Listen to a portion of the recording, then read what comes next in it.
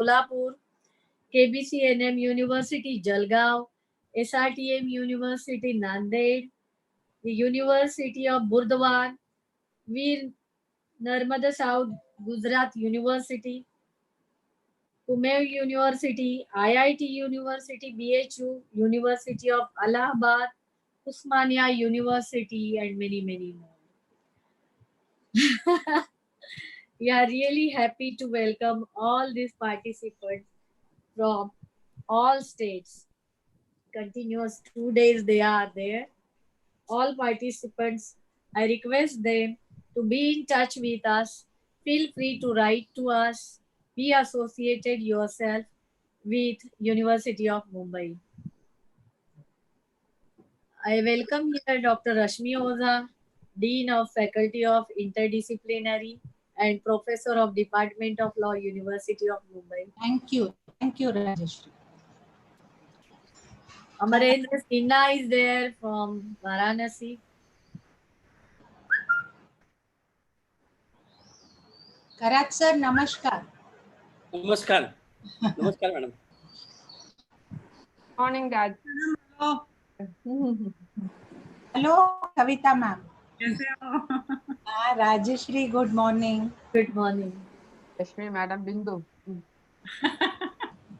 Gurupur madam is there. Rashmi. Yes, Rashmi ji. How are you? Good morning, madam. How are you? I'll just mute it.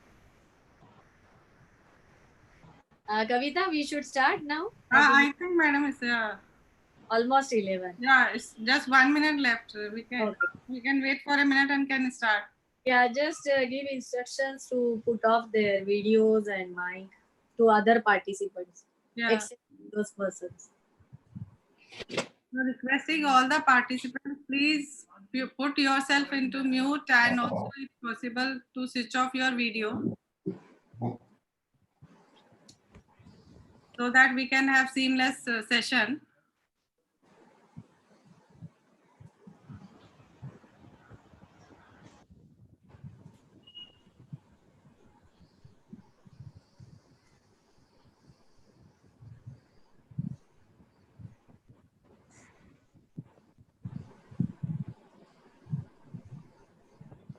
Shall we start, madam? Devan, yes. Good morning, honorable distinguished guests and dear participants. We are indeed grateful to have you all here to participate in second day of International Conference on Changing Dimensions of Post-COVID-19 Social Issues and Challenges, organized by Department of Law, University of Mumbai, KC Law College, and National Council for Women and Children. It gives me immense pleasure to extend a cheerful welcome to all of you.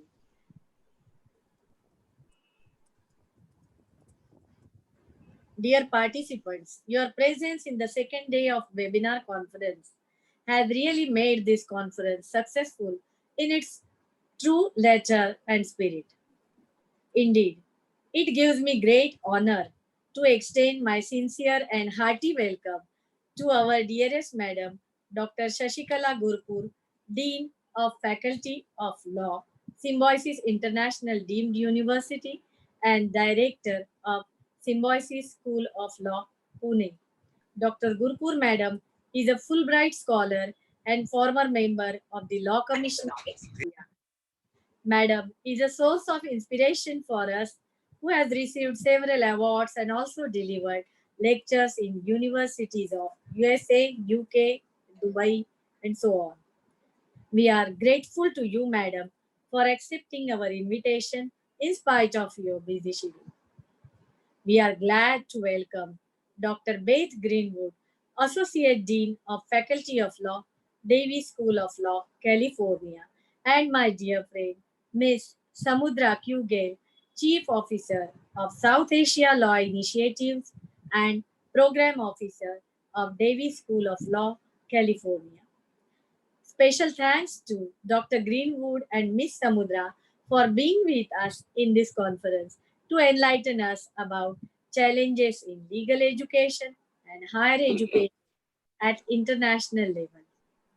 I sincerely welcome the most vibrant personality, Dr. Rajesh Kharat, Dean of Faculty of Humanities of University of Mumbai. Sir, thanks for joining us and providing us guidance and support in academic work time to time.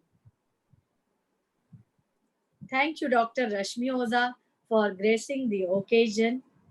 I also welcome my dear friend Dr. Kavita Lal Chandani, Principal of KC Law College, and Dr. Jitendra Ahirkar, Chairman of National Council for Women and Children. My hearty welcome to other distinguished professors, principals of law colleges, faculty of law department, Dr. Munde, Dr. Jadhav, Dr. Swati, Professor Alka Patil, Professor Deepali Patil, Dr. Bindu Variat, Vice Principal of KC Law College, Dr. Kiran Sharma, Meghna, coordinators, and most dear students. Now I request Dr. Kavita Lal Chandani to introduce Dr. Gurpur Madam. Thank you, Varani Madam. A very good morning to all the dignitaries and participants present over here on this platform. And before I introduce today's first speaker for this session, I also would like to extend a very warm and hearty welcome to each one of you present over here for this conference. Gurpur Madam, Professor Dr. Shashikala Gurpur, Madam is Director of Symbiosis Law School, Pune, and Dean, Faculty of Law, Symbiosis International Deemed University. Madam is a distinguished academician and orator, having presented more than 200 lectures, workshops, and seminars across India, Thailand, US, UK, Ireland, Germany, Australia, Canada, and UAE. She has an outstanding career with wide range of experience in teaching, research, and industry. She is a former member of Law Commission of India, Academic Council, National Judicial Academy, Bhopal, and Madam is a recipient of Fulbright Fellowship. Madam is named in the list of 100 legal luminaries of India by LexisNexis in the year of 2016. She has been awarded with Kithur Rani Chamanna Award by the government of Karnataka in March 2019. And Madam, we are really very fortunate to have you with us in this morning for this session. So we welcome you all and requesting you, Madam, to please start the session and address the audience. Over to you, Madam, Gurpur Madam. Thank you. Thank you for a generous introduction to Dr. Rajeshri and also our colleague from KC Law College, Kavita ji. Dr. Rajeshri's friendship and kindness has made me to be with you all, in addition to the great challenge that they have taken up of organizing such an impressive and influential conference. My experience shows that online seems to be attracting more people than offline, which talks about the interest of this generation, which is more comfortable with information technology or information and communication technology. So welcome each and every one of you from across India as well as outside of India. I deem it a pleasure to share my little thoughts with you. Since the focus of the seminar is on post-COVID challenges, I thought I will look at it from the point of view of higher education in law and particularly focus on our education agenda, our research agenda, and as preparing the professionals who are justice defenders, what kind of reality are we confronting and how do we sensitize our students to have COVID as well as post-COVID rights protection, rights defense, and rights violation and the framework of justice. So my focus is going to be there. So while keeping that focus, I would like to divide my entire interaction with you into 4 parts. First part is going to discuss about what kind of judicial trajectory are we witnessing? How is the response of the law? There is a Center for Disease Control toolkit, which is training professionals in the US, which we use when we roll out the curriculum on public health law, called as legal epidemiology. So the way in which law can be mapped to the way in which it is responding to the epidemic or pandemic of this sort. So in that discourse, some of the lawyers and the experts say that law is one of the important social determinants in a pandemic or an epidemic. So how India has handled this is a very interesting trajectory that I would like to draw your attention to. Now, before I go into the details of how the law has responded, how the law has been, and how the judiciary has lubricated this rigid framework of the law to respond to the reality. But where are the blind spots in judiciary's response? So that's the first part of my discourse for 10 minutes. After that, I proceed on to talk about the vulnerable segments and the need for reinventing our constitution and law to respond to the vulnerable. And among the vulnerable, we have the segments of the migrants and women. Women of all class and strata of the society who are the targets of domestic violence, who have survived or who have complained, how a microcosm of Pune has handled it, and how that handling has a concordance with the WHO and other guidelines and United Nations initiatives, as how it has a lot of resonance in the reality that is faced in a place like Papua New Guinea or in Serbia, or when it comes to our own Asian experiences.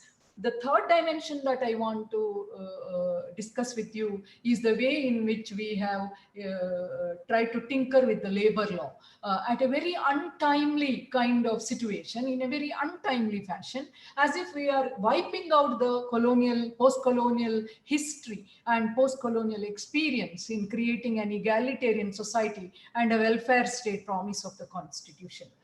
I think I have made it very relevant. So I'm sure that some of the speakers may reflect on that, or yesterday's discourses would have touched upon it. But I have to set it in the generic framework of how we are looking at legal education at this stage, or higher education per se, and legal education in particular. I'm very sure that all of us were hit like by a thunderbolt when within 2 days we were asked to vacate our offices and stay at home and run office from home. In the legal education scenario in India, if you go by the 2010 Curriculum Development Committee report of our regulatory council, the Bar Council of India, it identifies 4 different tiers of law schools. The law schools which are at the height of excellence, where they place some of the top national law schools and some of the private law schools like us who are in the top 3, top 5. And then they talk about the second tier law school, which are almost aping at that excellence. Then there is a third tier. Then there is a fourth tier. The third tier law schools are affiliated to the state universities, and the fourth tier law schools are affiliated but located with locational disadvantages and funding disadvantages and the student socioeconomic limitations. Now, there hasn't been any attempt to bridge these gaps. So whenever there is a pandemic hitting, or any kind of disaster hitting, these socioeconomic divisions and these tiers become more pronounced. That's what we saw. Like, for example, the moment this was announced that it is going to be lockdown, we had our backup plan. Within 3 days, we were able to gear up our entire learning management system. We were able to assess how much of the portion is not delivered, or syllabus is not delivered, how much of assessment has not been done. And within 5 days, we came out with the backup plan, and students were there. The classes were running as if it was normal, but only it was happening in the online space. This happened because we were already an ICT-driven institute where the ICT is the lifeline. We have made huge investment. Our library investment is 75% in techno-driven resources, 25% in print resources, and our students get the remote access. So with the millennial generation, we had tuned very well for last 6 years. And prior to that, we were doing it in a phase-wise manner. So for us, taking on this challenge was much easier. And some of the law schools like us who have huge investment have been able to sail through this. What about other law schools? Second, We had the autonomy. Being a deemed university and being a private university, we have always looked at the best practices not only in India but from across the world, like technocentricity, like flexibility in evaluation.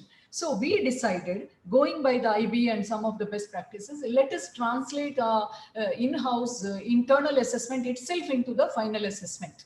We could take that decision within a matter of 2 days in the Dean's Conference and then within the Faculty of Law. Now, this, what we call as expediency of decision was possible because of the autonomous framework in which we were situated.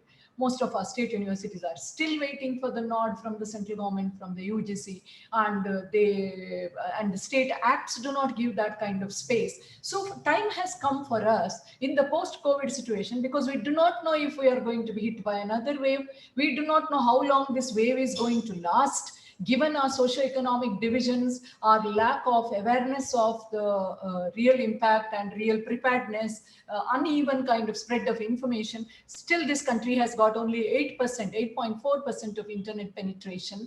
And most of the people are not very adept at handling the information and making use of it, let alone for academic purposes and self-development purposes. So here is the reality of this schism, which is glaring at us. And how is higher education going to be egalitarian, inclusive, accessible, and affordable?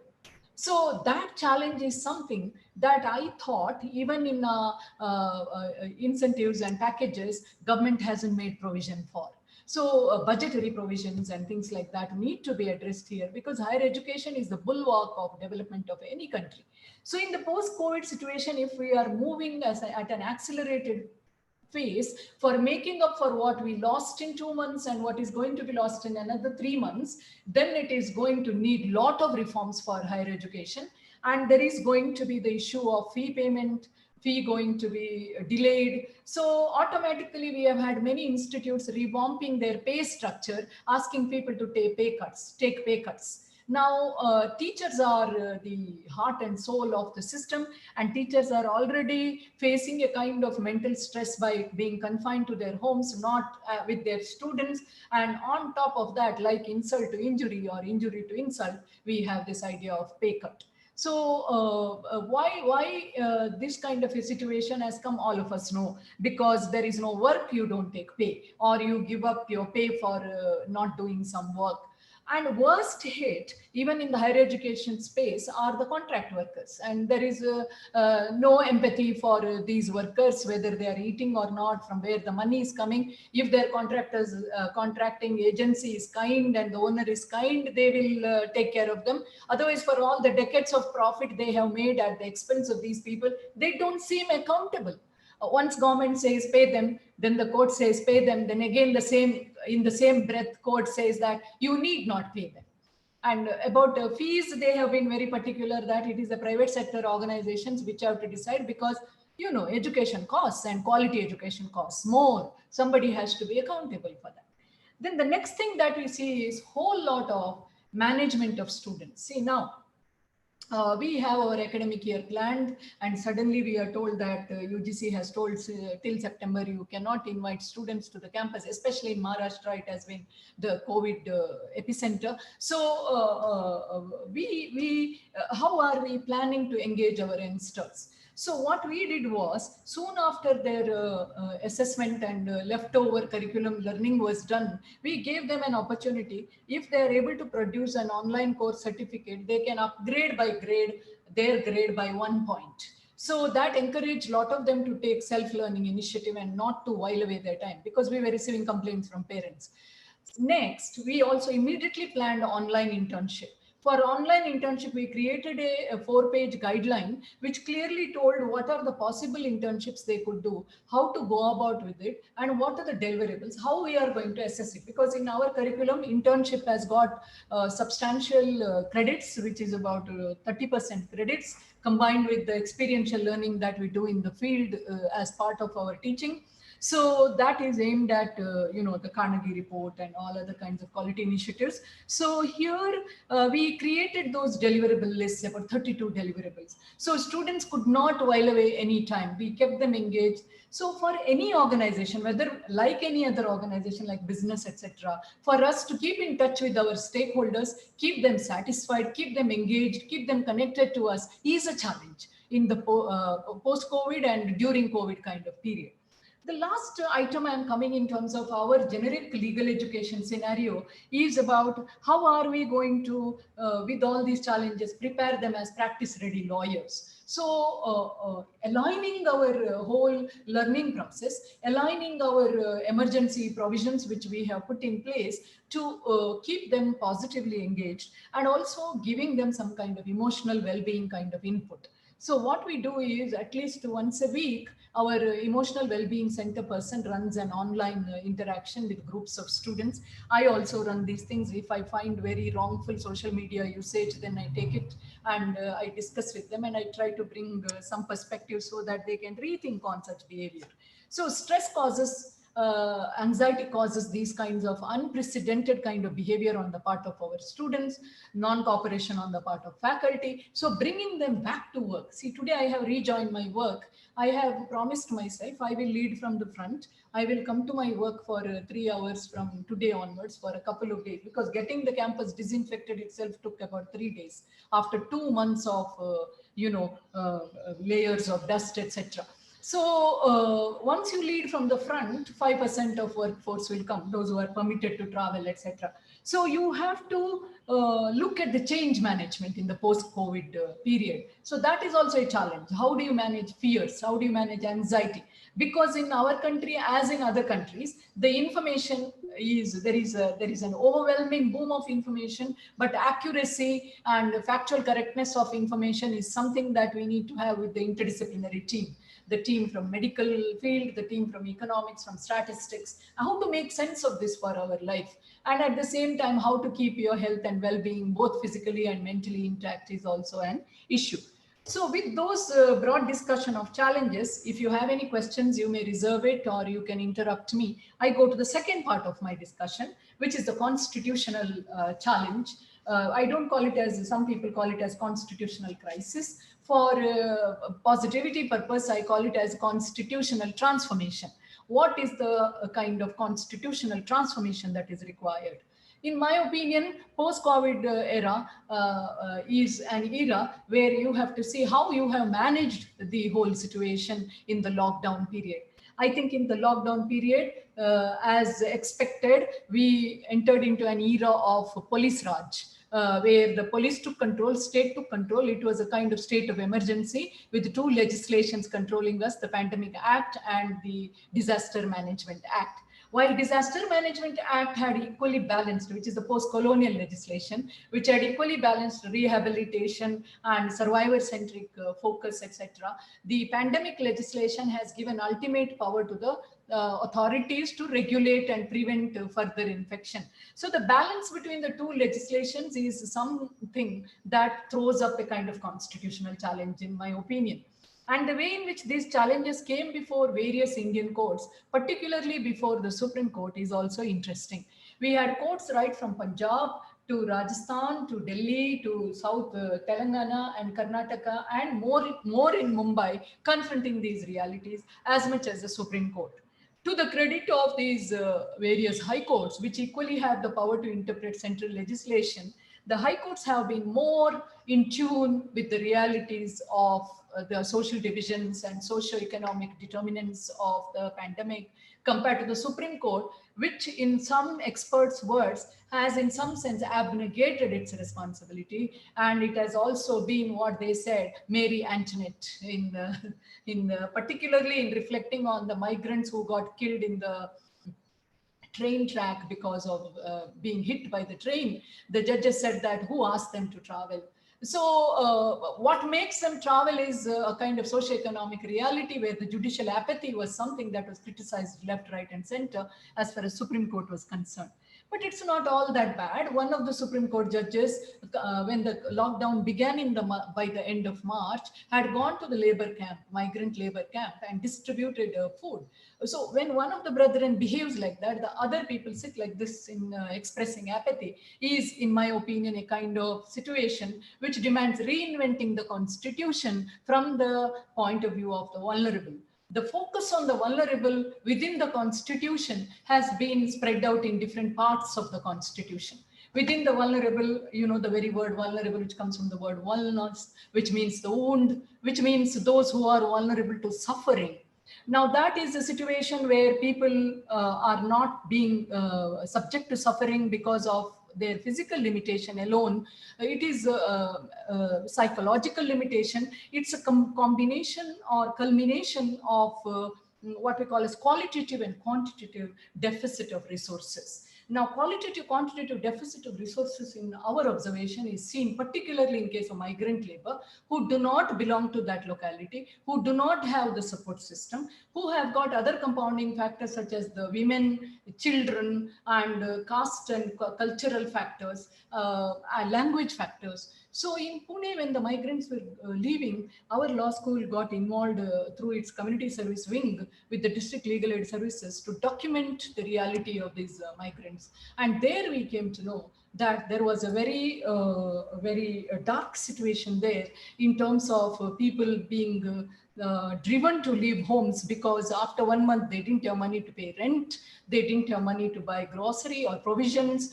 They felt, and the infection was spreading, and there was a lot of rumors as well that everyone can get this disease, although the statistics speaks otherwise. Being illiterate and being not provided with proper health education, they were panicking and they were leaving. So this is the kind of situation where the courts ought to have been more sensitive, but court could not be. Court could not be because of our structure of the constitution, where courts always shy away from interfering with the executive action. The executive action, especially in emergency period, is a situation where courts have shied away from intervening. Although we had star-like example in the past in case of the Justice Khanna, who differed with the Chief Justice at that time, who gave a very glowing dissenting opinion in case of preventive detention. Now, if you look at that and today's situation is different. Because in the post-emergency scenario, we have the amendment to the constitution, which has said under no circumstances right to life can be deprived unless according to law and according to the due process of law. So we have got a very difficult situation, yet a situation which is protected by the constitution to protect life and liberty. Now, we have had cases, I will just quote a few cases because of want of time. We have had cases which have focused on the foot in mouth kind of approach of the government. For example, in Telangana, in the southern state, what happened was Essential Services Maintenance Act was imposed on doctors. They were forced to come and report to duty during the COVID situation. Then they were not provided enough protective equipments. So the court intervened and it said that imposing the legislation without making a way for protective equipments and keeping their residences closer to the dispensaries and things like that is a wrong approach. So it ordered that enough protective equipment should be made available at the instance of the state. Second, it was the court which intervened and said that government hospitals alone providing the tests and government hospitals alone providing the quarantine, etc., is not feasible as the cases are increasing. So came the action of the government in arriving at memorandum of understanding with the local private healthcare providers, which improved the situation a lot. And these private hospitals are providing treatment free of cost. So we have Symbiosis Hospital now, which has got a very good record of providing such service. Then the situation which came was during lockdown, if somebody has interfered with the lockdown in exercise of their liberty to move, Bombay High Court has given a very clear decision that this liberty is now coming under reasonable restriction to contain the infection. Therefore, somebody who was arrested during the lockdown was refused to be released because the court said that since it was in violation of an emergency provision, the issue can be waiting till the lockdown is lifted, because courts are functioning with very shoestring kind of manpower. Let them prioritize other issues, and this is not a priority issue. So this is the kind of reflection. Courts have also said that for migrants, proper camps have to be made, proper sanitation has to be provided, clean drinking water has to be provided, quarantine facilities should be arranged. But we have seen how migrant labor camps and other quarantine camps have been falling short of such facilities. So that is where I see a lot of scope for interpreting the constitution in favor of the vulnerable. Now, the last issue, after discussing the general issue about the way in which we have managed the pandemic and the way in which courts have intervened and tried to bring some balance, and the courts have also remained apathetic, as in case of these migrants hit by vehicles, etc., whereas the high courts have done a better job. We also have a specific situation which I would like to reflect with you all, and that is the situation of domestic violence. If you look at the situation of domestic violence, quickly I'll make a few points. United Nations action clearly says that in case of pandemic, you have to have team of monitoring, which is monitoring by intervening in the community about domestic violence. What is the reason? The reason is clear, that pandemic lockdown forces the perpetrator and the perpetrated to be in proximity. Breaking that cycle of violence or cycle of proximity becomes very difficult because women cannot leave the house. So there are very glaring indications which have come from countries like Papua New Guinea, where pre-lockdown there used to be 1 in 3 incidents of domestic violence. During lockdown, it increased to 2 in 3 kind of incidents. In Kosovo also similar reports have come. So coming to India, National Commission for Women received a lot of phone calls during this period. It received a lot of emails during this period. The emails, majority of the emails came from Punjab, some came from Rajasthan. In Rajasthan, there was a very interesting case of a teacher being not provided food by her husband. So the father of the lady had invoked the attention of the Women's Commission. So Women's Commission said that these incidents between 23rd March and 31st March, these incidents had doubled. So during the lockdown period, there is a very clear indication that violence has increased. Then there is a question, how many phone calls have the NGOs have received, like Jagori and other NGOs? They did not receive much phone calls. You know the reason. How do you speak when your perpetrator is looking at you right in front, you know? So women who could use the internet, who could look at the call centers or helplines by email, they have sent such petitions, which itself reveals, which is not the reality, which itself reveals that during lockdown, the domestic violence has increased by 50%. Let me also share with you the reality we saw in Pune. And across the country also, because of National Women's Commission's intervention and Health Ministry's own intervention and being mindful, there has been monitoring committees. These monitoring committees are working with the collaboration between Health Department and the Home Department. So in Pune, we have vigilance committees with the ASHA workers, means the health workers at the ground level. So they have been creating these awareness. One is creating awareness. Second is giving the information about where the help is available. Third is making intervention. So they have, in Pune, we have had in 80 police stations, average of 2 to 3 cases per day. This was double the number of cases which used to be reported. So how did the police do in this case? You know, entire country, I think even in the world, there was a limitation on the police because the priority was on disease prevention than addressing the normal crimes. So police had to depend on these counseling approaches. So what they did was, usually they quarantined the perpetrator within the house itself by creating a space. If not, these people were given the punishment of coming to the hospital or to the government offices and given the punishment of cleaning these offices. So this is the way in which they broke the interaction and proximity between the perpetrator and the perpetrated. So this was the kind of innovative approach taken in Pune, which is known for its pro-women. Maharashtra as such is known for its lot of pro-women initiatives and very high degree of women's engagement in public space and literacy. But we really cannot imagine the situation in other parts of India, from where we did not get much report as well, except National Women's Commission's statistics. So I told you that reality of situation is difficult to understand because of women's own inability to access the internet and complain, incapacity because of the proximity to use the phone or call online. Third, no option of leaving the vicinity of the perpetrator because of the lockdown, your movement is curtailed.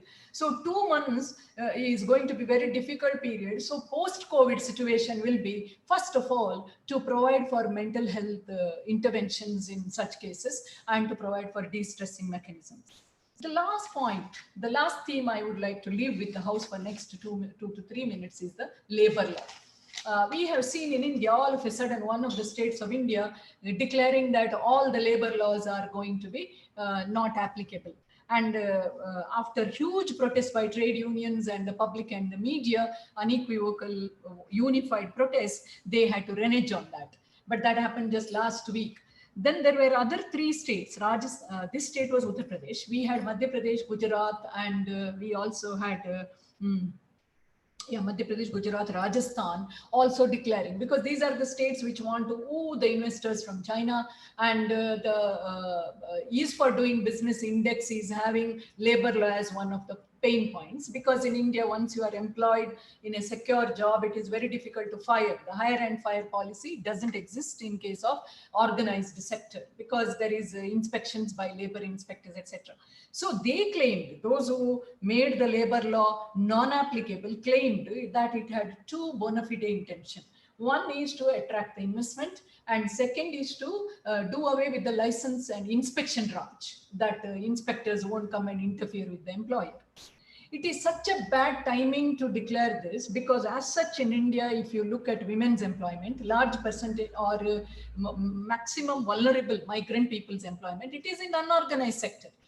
Today you don't have work, you don't have any food to buy by the end of the month. So these हाँ, are, तो अभी अपने को उठा के करानी चाहिए, आयरा उठ के सुसु करना है फिर। there is a little interference. So could we have all the mics on mute, please? I won't take long, just 5 more minutes. So in this situation, where we have a situation of 0.8 doctors per 1,000 people, whereas China has 1 per 1,000, we have a situation where already organizations are shying away, but for the inspectors coming in and checking for sanitation, crashes, clean drinking water.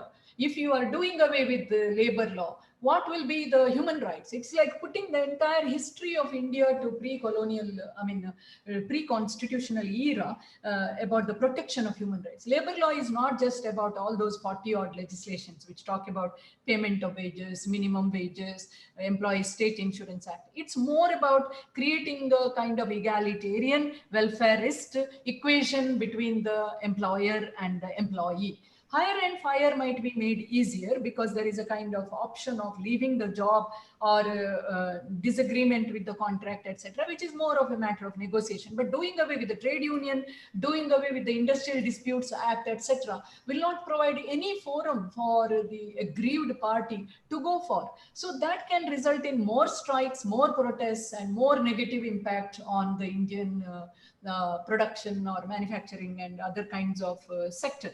Indian enterprise. So labor law reform, so-called reform or labor law removal, in my opinion, and as many learned authorities have put, is not a very good approach, well thought approach. It could have been done in a phase out manner, having a unified labor code and bringing all these disparate practices across the provinces of India under one umbrella, and then giving certain basic principles. This is not something you can do, like declaring lockdown overnight, resulting in so much of chaos.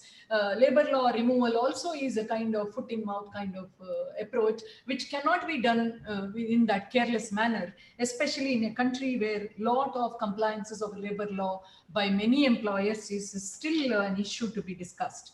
Therefore, with that, I leave the forum for all of you. Thank you for your wonderful listening and also this wonderful company.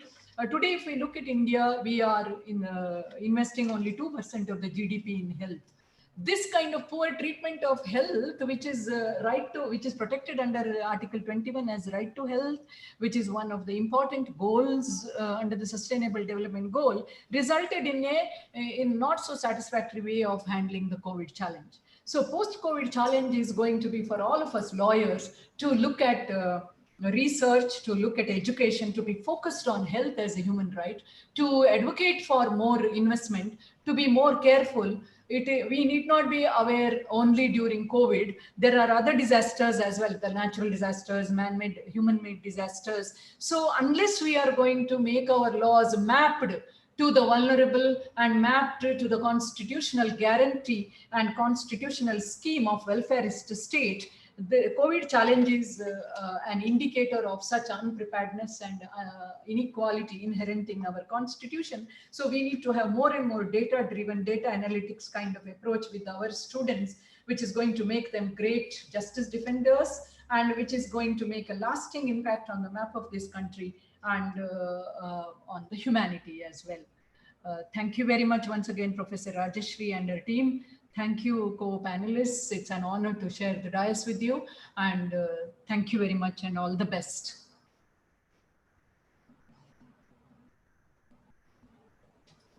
Thank you, Gurpur Madam, for brainstorming session. It was wonderful and you cover almost all points which we have to raise at this time. Thank you. Yes. Bindu? Yeah, ma'am. Yeah. Thank you so much, ma'am, for being with us today. We know that you are hectic. We were just noting down, being a faculty member also, we learned a lot because started from how India has handled financial stability, autonomy, what is the advantage of it, accessibility during this particular time, how many students are actually accessible to it, then the way in which online courses, madam was giving an initiative that students will attend it. Then the second part of it, constitutional challenges and the migrants' problems and what they are facing, role of courts, and the pandemic of especially relating to domestic violence. We really agree with it that what women is facing and how can they complain, especially even we came to know in certain situations that women are not able to speak when they are in the house.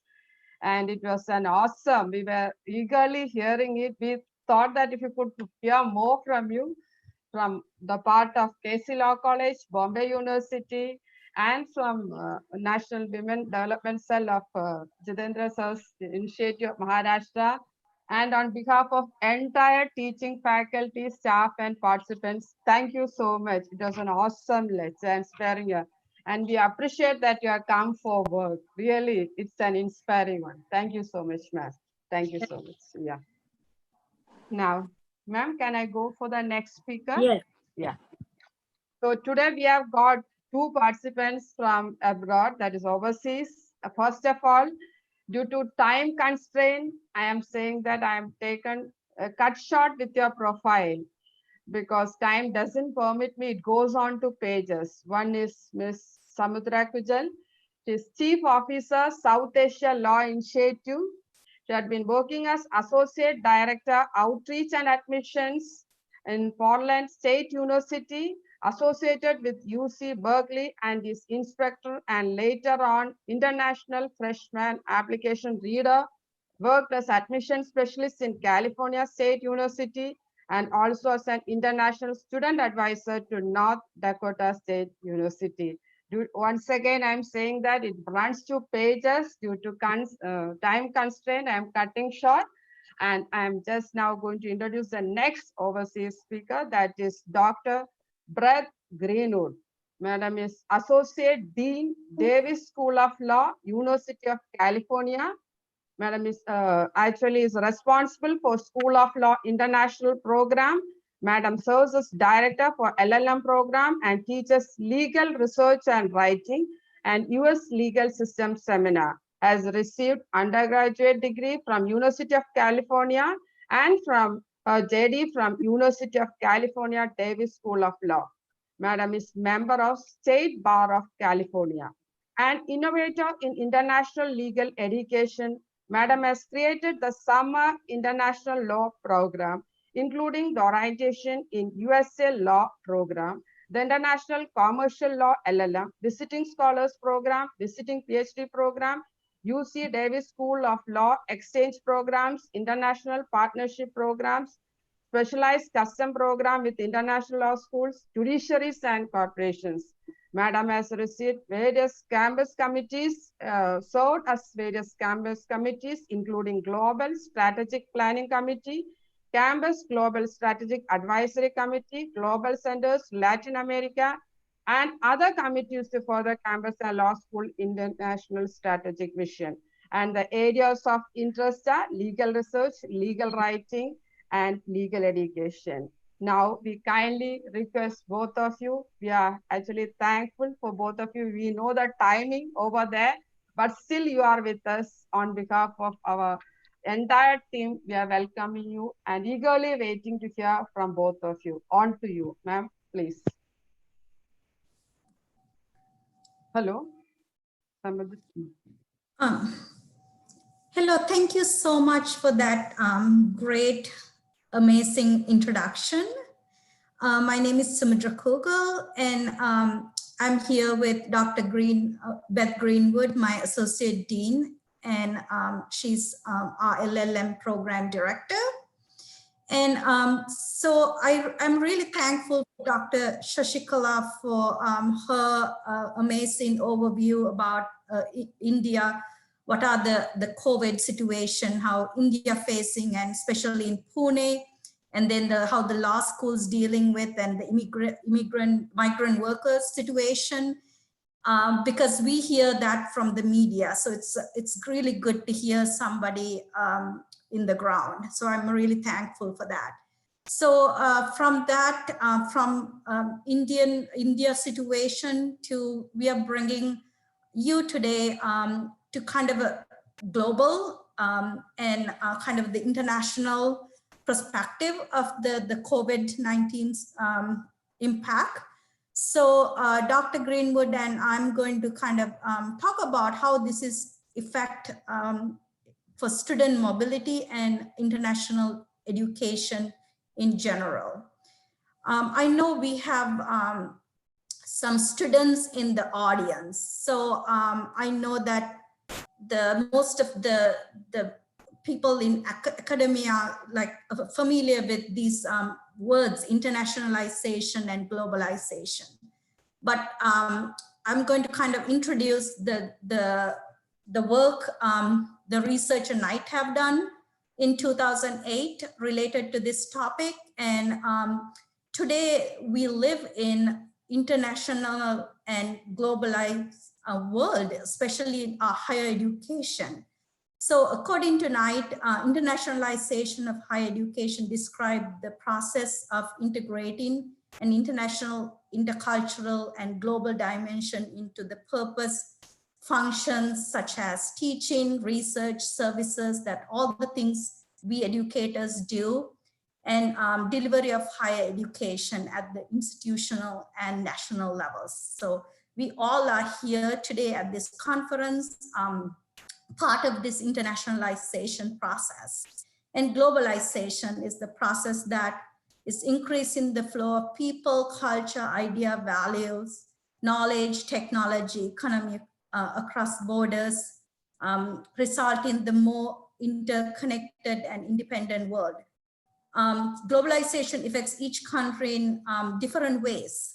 So India may be different than US or another country, can have positive and negative consequences according to national specific history, tradition, culture, priorities, and resources. So I just kind of wanted to, before we get into our presentation, kind of set the stage with these two perspectives. And today that we live in this type of world, we are globalized and internationalized, and our education is the same, higher education. That's why we wanted to talk about student mobility and international education in this international context today. Just to give you some data, talking about student mobility, each year students travel across the world for higher education.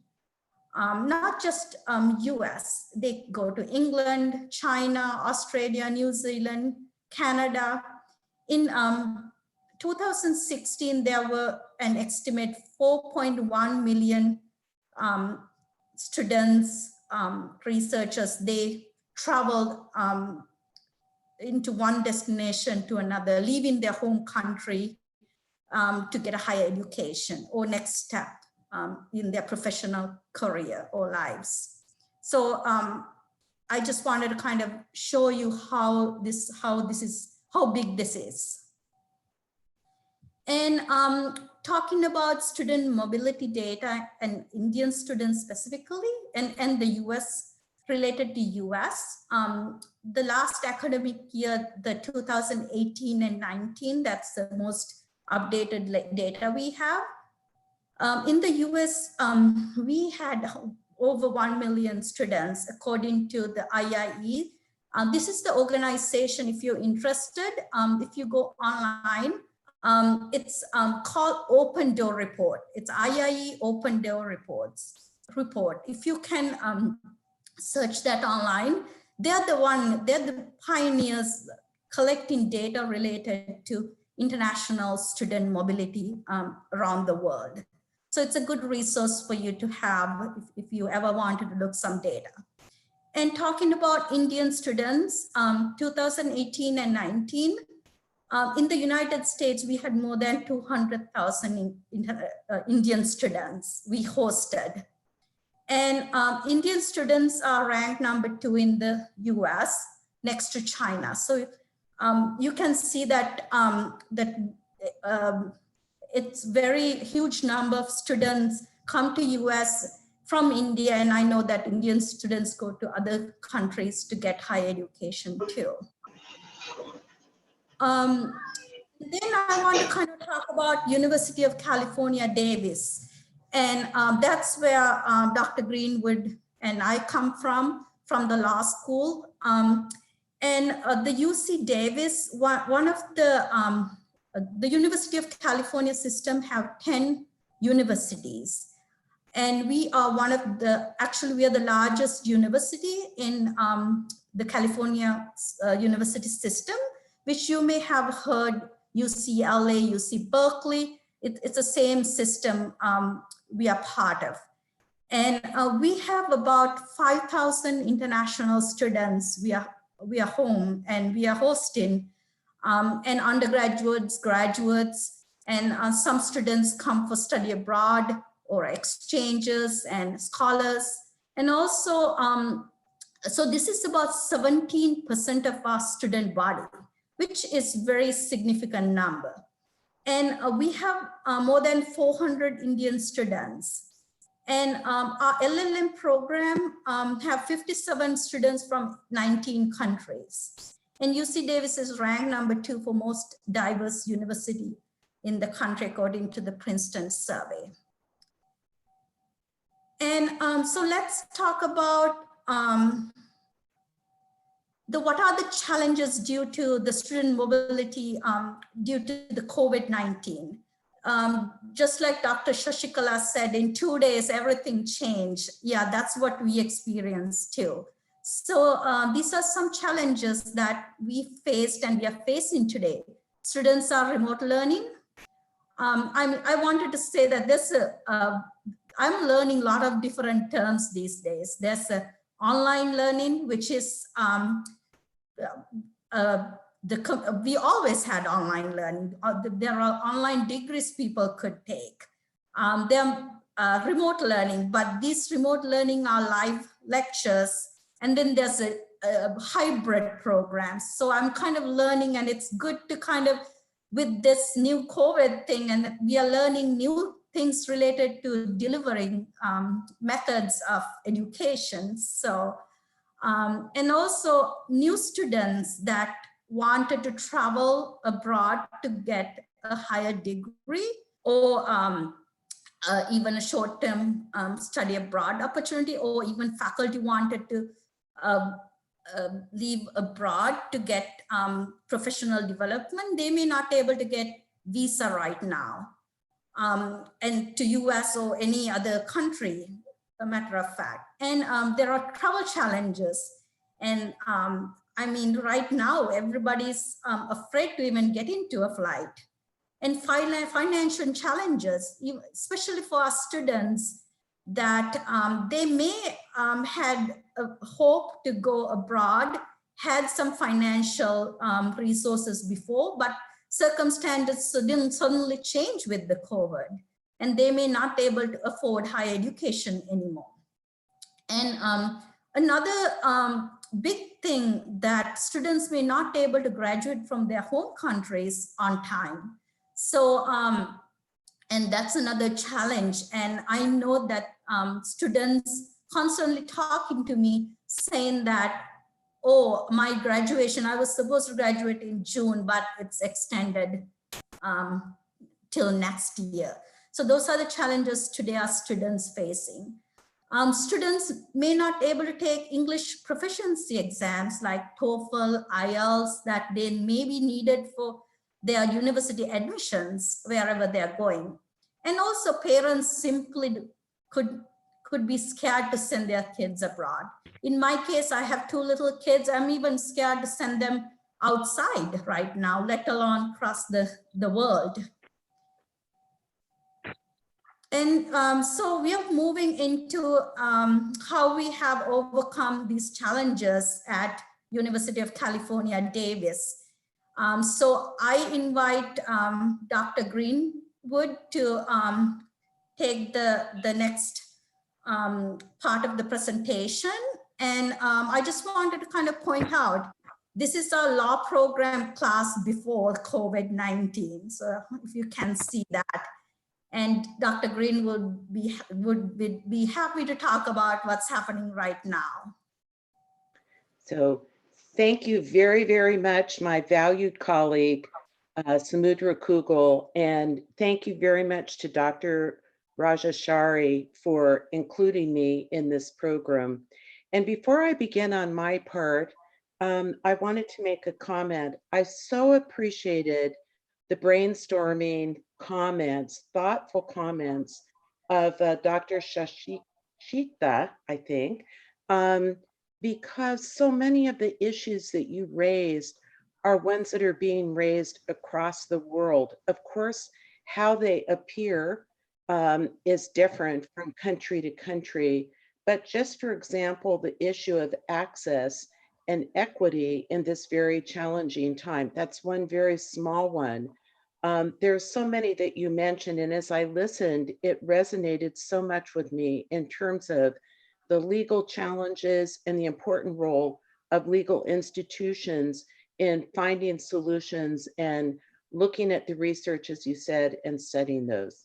For right now, I'm going to turn, as I had planned, to responding to the issue of challenges right now in international student mobility. And in the United States, but I think, of course, they're much broader. It's across the world. And I want to say to you that from my perspective, in every crisis, in every challenge, there is an opportunity. And in terms of what we are dealing with right now, institutionally, whether it's in globalization or student mobility, there will be new opportunities for connecting that will emerge. And one of the things that Dr. Rajashardi said at the very beginning was, it's when you think about the possibility of connecting using the web and online learning and so on and so forth, the opportunity to connect is so much broader than it once was. So in terms of institutional responses to challenges, before we get to actual student challenges, in the United States, just as in India, most universities have moved their classes online for the spring. And I think all of us who teach, I taught like most of you, if you're faculty members, and if you're students, you attended classes that were taught online. It was a major pivot across the world. US universities and law schools, as you are in India, are in the midst of planning for the next year.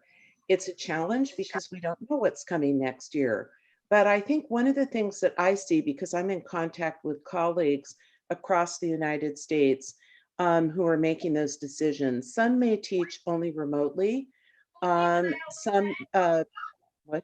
some may teach. Is somebody saying? Somebody may teach. Some of the universities or law schools may teach only remotely. Some may have hybrids, which is what we're actually looking at the UC Davis School of Law, where we have on-site programs, but we have the opportunity. Our chancellor has committed to make accessibility available to people who cannot come on site. So I anticipate that I will have students in our programs who will be, as they were in the spring, who were both in Davis, but across the world. And it's to ensure that everybody is safe and protected, because some people need special protection to be safe. Of course, we don't know the future, and every day what we learn seems to change it just a little bit more. At first, we thought that it was just going to be over in a few months. And of course, now we're looking to a more extended period of time. But at least in our universities, and I know this is true across the world, and I hear it in what you're talking about here in India, the health and well-beings of students, staff, and faculty are of the utmost importance, and how to balance those to create, continue the educational, to continue a legal education and education overall is the big challenge. So I think a fundamental issue is, for example, in the United States, public health is actually, and this is part of our Constitution, it's actually at the state and regional and local level. So what the university decides to do this coming year will be deeply influenced by that. We do not have a national educational system. We look to our state and the region and the local area to give us guidance. So that will be a part of the component for us. And in terms of this new world that we're in, one of the things that we're working on, we have many committees, and once again, going back to the brainstorming session, I think we're all learning not just to pivot to remote learning and online learning, but also how to do it much more effectively. And I see that as the focus next year. So next. In a specific way, of course, as has happened in India, the challenge, and I think the opportunity, is for professors to deliver the same high quality curriculum via online education. And once again, the emphasis is on live lectures. We did that in the spring. I had students who actually were taking my class all over the world. And we had live lectures. We recorded for people who really couldn't get access, but most of our students took them live. It means that everybody can participate, so the classes don't have to be static and boring. From my point of view, I enjoyed teaching online. I found it to be a much more interactive experience than I had realized. And in the United States, and this may be very true in India also, the Socratic method is used to teach case analysis. It encourages students to participate. And what I'm interested in, what I know my colleagues are interested in, is how to create a very dynamic learning environment. So that's what's going on where we are, and I'm sure it's going on where you are. I think one of the things, parts of that, is that classroom standards, exams, essay papers are still the same. Those were points of major discussion among our faculty, and we agreed to have all of the same standards, the types of products, and so on and so forth, and it's worked out very well. One of the other parts of that is at our law school, and I'm sure this is true at your law schools too, and for students, we value the ability of students to connect with their professors. So we set up, and I think this will be very much a part of our lives in the future, online office hours, email, phone calls, so that we could have the dialogues with the students, interact with them, give them the support that they need. That, I think, will continue to be a part of our future environment.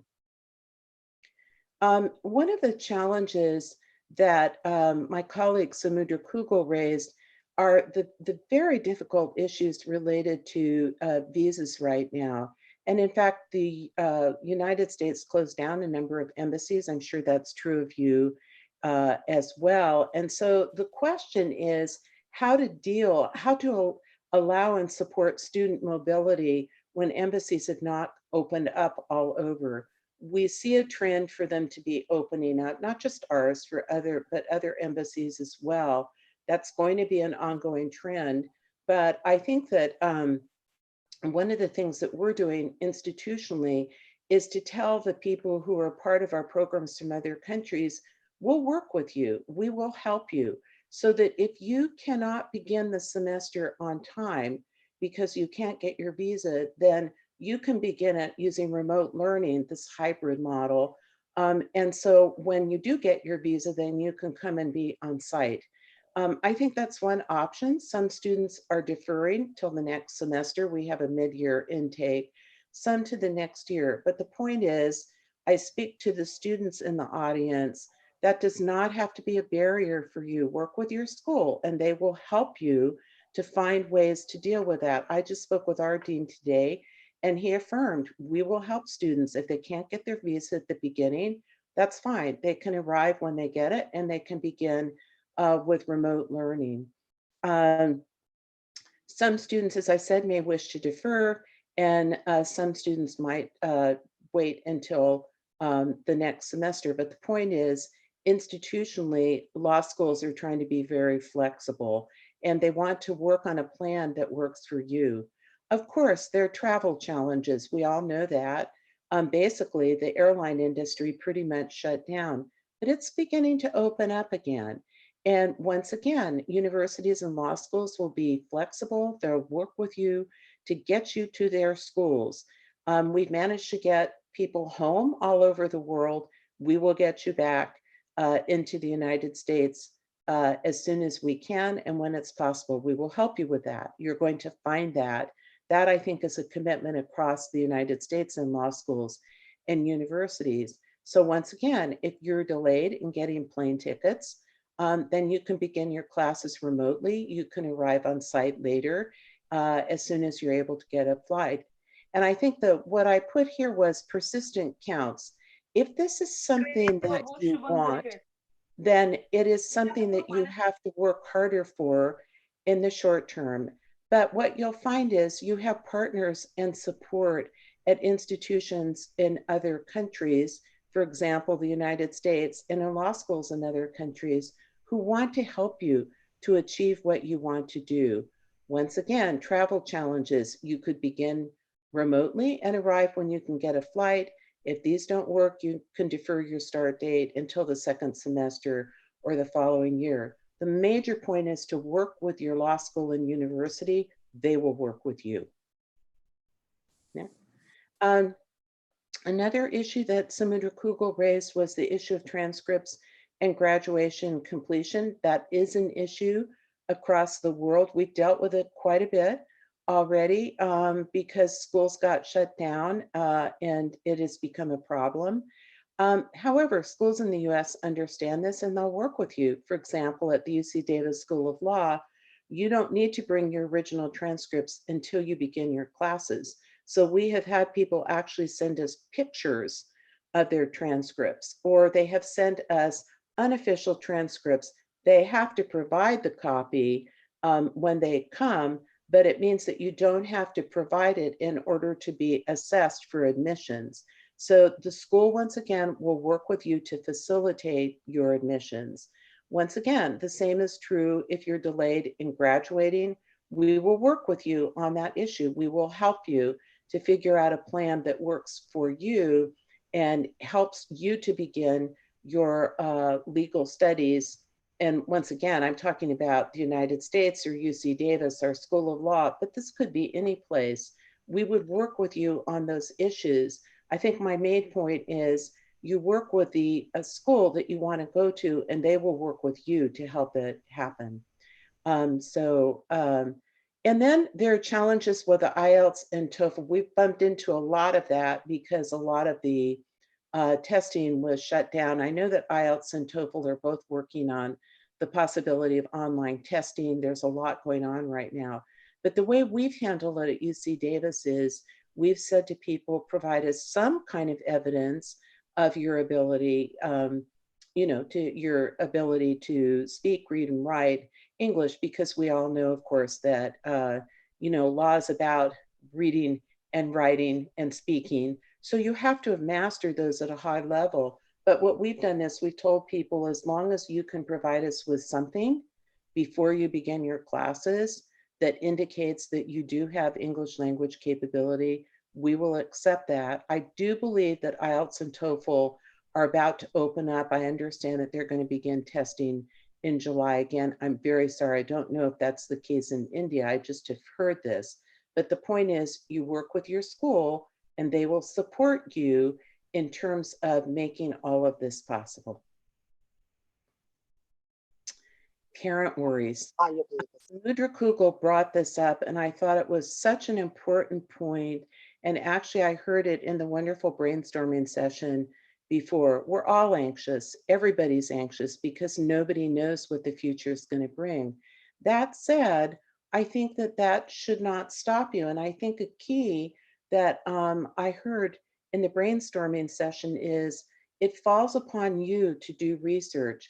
You need to understand and carefully consider the law school environment that you want to go to in other countries. All parents worry legitimately about their children and their safety. I'm a parent.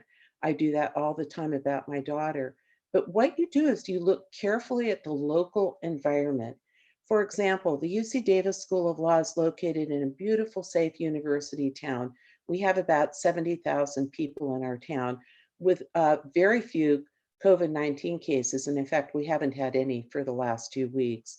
So I bring that up because, for example, in our town, people are very careful. They observe social distancing, they observe all the safety, and they support their community. Davis is a very safe town compared to many other American towns. So the important thing is that you not think every place is the same, but you take the time to do the research about where you want to go. You look into where you have concerns and you try to understand the resources that are available to help you. Once again, your university and your law school can help you to do that. I myself am having Zooming meetings with every single incoming student in the fall because I want to hear what their anxieties are and help them to address them before they come. So thank you very much. I think my final parting words are, in spite of the challenges, please, I encourage you, the students who are out there, to remain positive and flexible. You are the future. And I think, as my colleagues before said, our world is changing. You're going to be the ones who will bring these changes into being. Clearly, the role of online education, remote education is going to play a much bigger part, and that's going to provide opportunities in the realm of mobility. So work with the international team at your school, understand that the world has changed, maybe permanently, and you're going to be the ones who are the leaders in making that, bringing that to fruition. You need to lead the change, try technology, gain new experiences, and go global. And if you have an international vision, don't give up, be persistent, and you will realize your dreams. Thank you, Dr. Greenwood. And I just wanted to point out, I don't know, you see this in my PowerPoint, there's scratching. I thought my kids did, but I think, I promise, I think I'm trying to like move the mouse around and I'm like drawing. So just please apologize that I don't know some Zoom features. So I really apologize for that. We think it's a special style. So from Yeah. Sorry. Few more minutes I just want to take and just, I have been working with students last 10 years. So I just wanted to tell the students in the audience that if you are even within India, if you're planning to move from one state to another state, or if you right now going to a law school in one city and you traveled, that just communication is the key. So talk to your professors, talk to your university, and if you had plans to go study abroad, contact that university and explain your situation. I think more than anything or more than ever, the communication is. And then I just wanted to kind of shift from student mobility to international education challenges in general. International partnerships. And UC Davis, we have more than 150 global partnerships. We do have a global partnership office. And law school, we have an international whole branch work with international law schools and international students and scholars. And Dr. Greenwood have hosted scholars and leaders, hundreds of them throughout her career at UC Davis. So we normally, what's our typical, like a tradition of UC Davis, we it's not a piece of paper that we think of a partnership.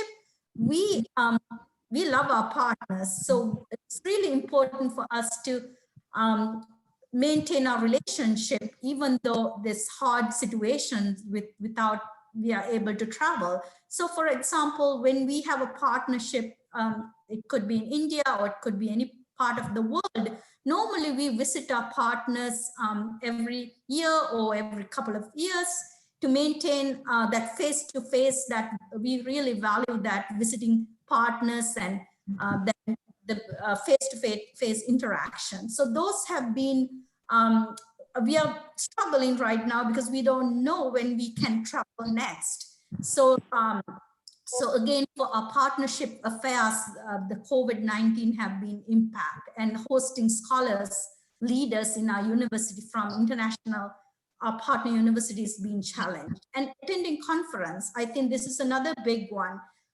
that we go out of US to attend conferences. And I know that the people from professors and scholars from India go all over the world for conferences, and the most of the conferences are canceled for at least for next 6 months. And research, you may have had plans to go abroad to do your research as a postdoc, or your research subjects live in a certain country, so you had a research agenda, but now those all being challenged. And some things, some field work, interviews, I mean, you can do qualitative research through interviews via Zoom. That's a kind of a new trend I have been reading about. But some field research you may not be able to do via technology. You have to be in that in the field. Those are some of the other education challenges I wanted to point out. And overcoming challenges. So I just wanted to make a final remark that today conference is a great example of overcoming challenges. So I myself visited University of Mumbai in December and met with Dr. Rajeshwari, and she hosted me and showed me around, and I met students from University of Mumbai, and that was a lovely visit, and we made that connection, and then she invited us to this conference. So it is real. I mean, this partnership, even though these circumstances, we try to overcome the challenges. So we are really honored to be here today. And thank you so much for University of Mumbai Law for inviting us, and other affiliated law schools and organizations for hosting us today. And hopefully we can, regardless of what brings us with COVID, we can have a strong relationship. And I just wanted to kind of show this lovely picture. This is one of my favorite pictures from my travels with the students. And I want to give my contact information if anybody in the audience wanted to connect with me or Dr. Greenwood, you can email me and I'm happy to connect with Dr. Greenwood. So thank you so much.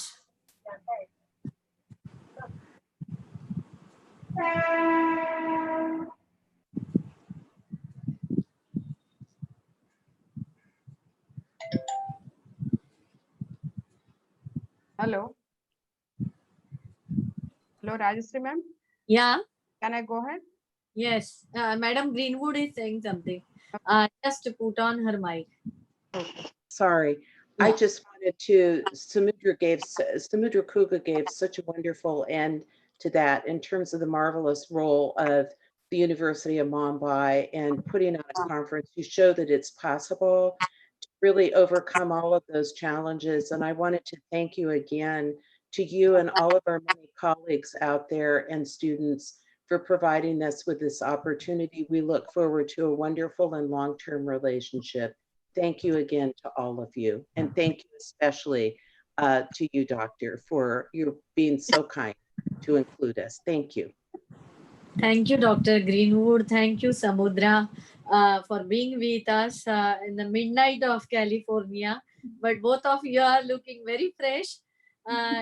We hope to have our joint collaborative more efforts, and surely we will have exchange of thoughts, exchange of education, and some exchange program we can plan in future.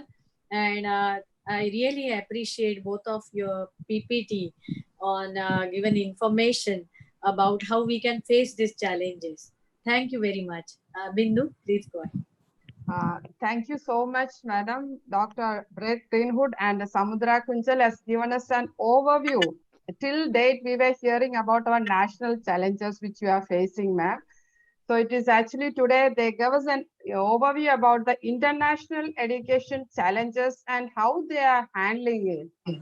Really great how institutions are working on it, relating to visa issues, travel challenges, parents challenges, transcripts, like that it went on, and relating to the mobility. Very beautifully explained, and in the PowerPoint also, as Rajeshri Madam told, it was very crystal clear. We got an overview relating to this issue, and relating to internationalization and globalization. We are always agreeing with the words which you told. Every challenge, there is an opportunity. So this is a way in which we are taken this opportunity. So now, Madam, can I go ahead with the next speaker, Rajeshri Madam? Yes, and just I wish to appreciate Samudra kept our picture of visit of her last visit to Mumbai University with our student. Thank you, Samudra. Yeah, thank you so much. Yeah. I'm keeping in my phone. It refreshes my memories. Thank you, madam. Yeah. Can I go ahead, ma'am? Yes. Yeah. So now, today we are having the last speaker, that is Dr. Rajesh Trees, who is the Dean and Faculty of Humanities, University of Mumbai. Sir was a former chairperson, Center of South Asian Studies, School of International Studies, Jawaharlal Nehru University, and Chief Advisor, Equal Opportunity Office, JNU, New Delhi. Sir has become professor at University of Bombay at Department of Civics and Politics in July 2008 and later in JNU, Delhi. Sir has successfully guided 30 PhD and 40 MPhil scholars at JNU, New Delhi. Published 5 books and 30 plus research articles in international and national peer-reviewed journals and edited volumes. Sir, your profile goes on to pages, but due to time constraint, I'm just highlighting few more because international exposure and work experience with international bodies. Represented ICCR, EMEA, Government of India at Mahatma Gandhi Mission Institute at Mauritius, member of Track 2 Diplomacy with Nepal in delegation led by President of India. Then signed Memorandum of Understanding of Students Exchange Fellowship Program with Institute of South Asian Studies. Then organized joint workshop on research methodology and skills of academic writing with the British South Asia Studies Association, United Kingdom at JNU, New Delhi. Received fellowship from Latin American Council for Social Services, recipient of South Exchange Program for Research Fellowship, worked as consultant with European Union, completed research project on political economy and development of Bhutan, and a member of Board of Advisories of International Studies of Society of Bhutan Studies, member of N number, it goes on, and travel extensively in more than 35 countries for academic engagements. Taking a few administrative experience, chairman of Board of Studies, Civics and Political Science, Maharashtra State Board of Higher and Secondary Education, member of Academic Council, member of Syllabus Revision Committee, associated with Maharashtra Human Rights Commission, and it goes on. Sir, I could not read your full profile due to time constraint. Now I kindly request you, sir, to address the conference. On to you, sir, please. Hello? Hello, I can hear you. Yes, sir. On to you, sir. Thank you and good morning, though it is almost 12 o'clock. But thank you, Dr. And Professor Rajeshri Madam, Dr. Kavita Madam, Dr. Bindu Madam, for arranging this such an important event in this critical situation. I really appreciate and also congratulate the whole Department of Law and the KC Law College also. Because of this occasion, we have interacted. We could interact with so many experts in the law faculty, from the law faculty. In particularly this session, we really welcome Professor Shashikala Madam, Dr. Green, and Dr. Samudra, because I have totally understood what they wanted to say. I have also made some notes also, and I really appreciate the first paper, Dr. Shashikala Madam's paper, about how education institution or any university can go ahead, okay, and do something for these students as far as online examination is concerned or online teaching learning is concerned. And that I think most of the universities or most of the education institution within India, within Maharashtra, can replica of the same, because Symbiosis is one of the well-known institution in Pune, Maharashtra, and all over India. And recently they have had many international collaboration that could benefit the University of Mumbai also, if you could bring Symbiosis Law University in the loop of the University of Mumbai. So there are so many things to learn from that. At the same time, I have so many questions or the queries, but I don't know how many minutes I should speak, maybe 5 minutes or 7 minutes, like that. At the same time, I appreciate Samudra and Dr. Green for giving the international canvas about the students' apathy, students' agony, how they are facing the problem during the COVID crisis. So all these things I think really matter in this particular conference. However, I'll just flag 2-3 issues which may be useful. Like as far as first paper is concerned, I think we should focus more on about humanitarian law, because when you are discussing about the transformation of the constitutional law, I think first priority should be given to the humanitarian law, how we are going to address those people who are marginalized, not only the migrant workers, but particularly those people who are from the other section of the society, whether it's LGTB or the people or the persons who are involved in the human trafficking, because those are the most victims. And you can see the major chunk from the South Asia coming crossing the Indian border, and they have actually nothing. There is no one to look after them, as well as there are many children who are suffering from this kind of issue, COVID-19. Who are going to look after? Because state sponsorship is there, but then it was found within the center-state relation, state has its own limitation.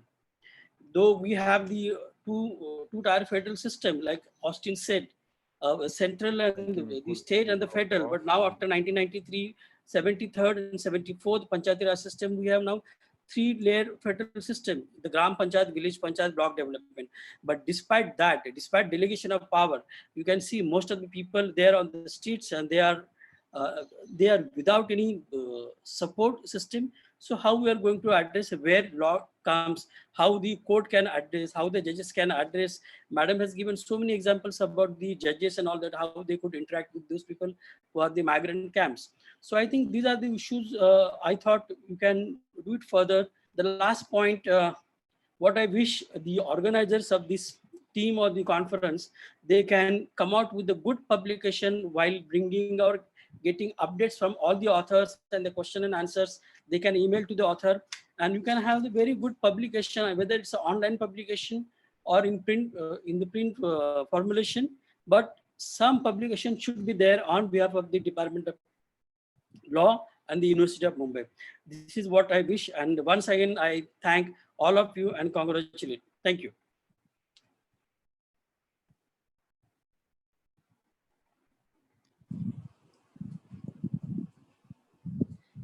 Thank you, Karat sir, for your best wishes.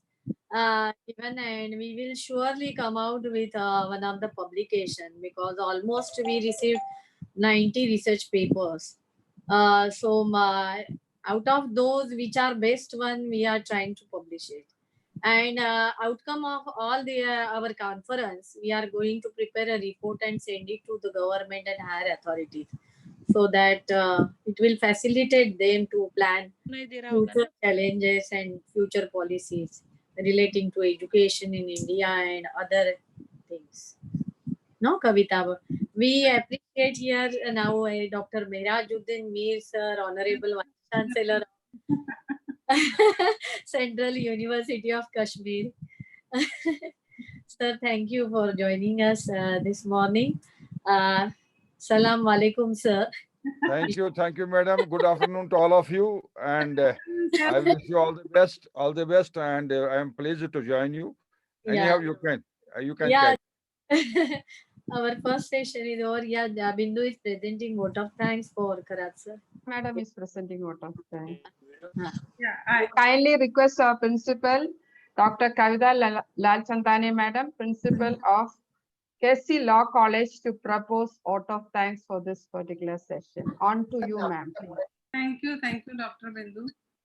I just propose a quickly vote of thanks, because we are running short of time, and I think my colleague Bindu has already given the vote of thanks, but still very quickly I would like to thank all the esteemed speaker of this session, Dr. Shashikala Gurpur madam from Symbiosis Law School, Pune. Madam, your speech was really very thought-provoking and very enlightening speech, and we really enjoyed your session. The way you explained about that your involvement with the students and keeping them engaged during this time of crisis, it is really, madam, remarkable. And the way you explained about the domestic violence, then mental health issues, and migrant workers, and also the constitutional crisis, madam. So it was really wonderful to have you. Thank you for accepting our invitation and being with us in this session, first session of our second day international online conference. I also would like to place on record the thanks to our two wonderful speakers from abroad, Dr. Samudra Kogel, she is the Chief Officer of South Asia, and Dr. Beth Greenwood, Associate Dean of Davis School of Law from California. Madam, the way you explained and you said that students' mobility and education are the important factors for globalization and internationalization. So, madam, we are looking forward also to have more partnership and collaborative things with your US School of California School of Law. And lastly, I would like to thank Dr. Rajesh Karat sir. He is the Dean of our Humanities University of Mumbai. Sir, the very beautifully you have summed up the whole session. So you have done our part. Thank you so very much, sir, for being with us and gracing the occasion with your eminent presence. So I'm thankful to all the wonderful four speakers of this session. Thanks each one of you. Thanking Rajeshri madam, my team, that Bindu and Kiran and the Meghna and all the people who are working from the behind. Of course, Jitendra, he was in another session, he has joined us. And also I would like to welcome sir, who has joined us for the next session. Sir Mehrajuddin sir is for our valedictory session. So thanks to each one of you, and just we will take a 5 minutes break and immediately we will join for the valedictory session of our online international conference. Thank you so much.